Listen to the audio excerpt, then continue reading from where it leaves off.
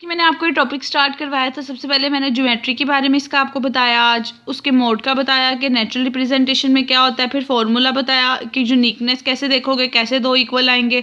और फिर बताया नेगेटिव ऑपोजिट साइन जो है ये आपका डायरेक्शन को शो करता है। उसके बाद इससे रिलेटेड मैंने आपको बता दिया कि इसको कहते क्या और डिनोट कैसे करते हैं। हेलिक्स की एग्जांपल ली, हेलिक्स की एग्जांपल ले को सॉल्व कर लिया। अब उसके बाद नेक्स्ट आपके पास देखिए लिखा हुआ है, S in the case of unit tangent other geometric quantities along the curve will be defined in term of natural representation.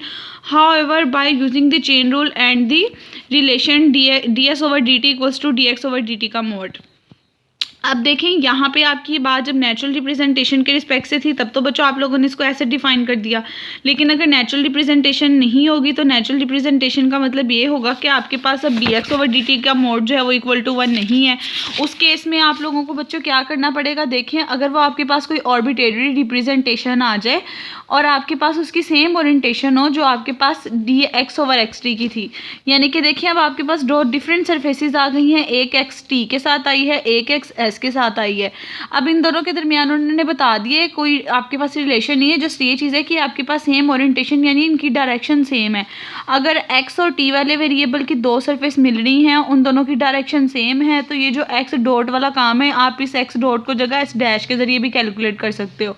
Dot और डैश का क्या बताया था कि जब s के रिस्पेक्ट से डेरिवेटिव लेते हो तो डॉट होता है, जब t के रिस्पेक्ट से डेरिवेटिव लेते हो तो डैश होता है। ये दोनों डिफरेंट टर्म्स होती हैं, लेकिन अगर उन्होंने कहा बाई चांस ये केस आ जाए कि ये वाली दोनों रिप्रेजेंटेशन की बात हो रही है और ये दोनों इक्वल हों, इक्वल होने का मतलब ये नहीं है कि दोनों की वैल्यू इक्वल हो, इक्वल होने का मतलब ये दोनों सेम डायरेक्शन में एक दूसरे के पैरेलल हों। अगर सेम डायरेक्शन में हो आपके पास तो आप लोग डॉट वाली टर्म की जगह डैश वाली टर्म भी यूज़ कर सकते हो फॉर्मूला बनाने के लिए। उस फॉर्मूले में आप ऐसे भी कर सकते हो dx ओवर dt,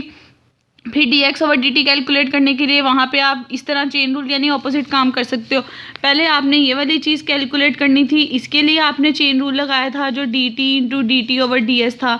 लेकिन अगर उन्होंने कहा ऑपोजिट की बात हो जाए, अब t के रिस्पेक्ट से बात हो जाए तो यहाँ पे डैश है, अगर t के रिस्पेक्ट से कैलकुलेट करना हो तो हमेशा x जो है आपको इन फॉर्म ऑफ s दिया जाएगा, इन फॉर्म ऑफ s दिया जाएगा, उस पर भी चेन रूल लगाओगे उसको dx ओवर dt कैलकुलेट करने के लिए, इस वाली टर्म को ओवर के नीचे लेके जाओगे और फिर बताओगे कि ds over dt dx over dt का मोड होता है। अब फिर यहाँ पे यही वाला सारे का सारा काम करोगे, t इंटू एक्स डैश कर लोगे, यानी कि बेसिकली टेंजेंट वेक्टर की अगर मैं इन जनरल डेफिनेशन बताऊं वो वेक्टर ओवर वेक्टर का मैग्नीट्यूड होता है। पहले ही वेक्टर ओवर वेक्टर का मैग्नीट्यूड आपने डॉट की फॉर्म में देखा। अगर उन्होंने कहा है कि टी और एस वाली सरफेसेस सेम हो जाए, आपके पास सेम ओरिएंटेशन में आ जाए, तो यही काम आपके पास डैश की फॉर्म में चेंज हो जाता है। काम वही होगा, डेरिवेटिव भी वहीं कैलकुलेट करना होगा, वहाँ पे मोड ही लेना होगा। फ़र्क ये आ जाएगा कि जब टी के रिस्पेक्ट से बात हो रही होगी तो डैश से डिनोट करोगे, एस के रिस्पेक्ट से बात हो रही होगी तो डॉट के रिस्पेक्ट से डिनोट करोगे। अब बच्चों जस्ट मैंने आपको ये एक टॉपिक और एक एग्जाम्पल करवाई है। अब बच्चों आप इस लेक्चर को सुनिए, अगर किसी स्टेप में प्रॉब्लम है तो मुझे बता दें, फिर हम वो डिस्कस कर लेते हैं।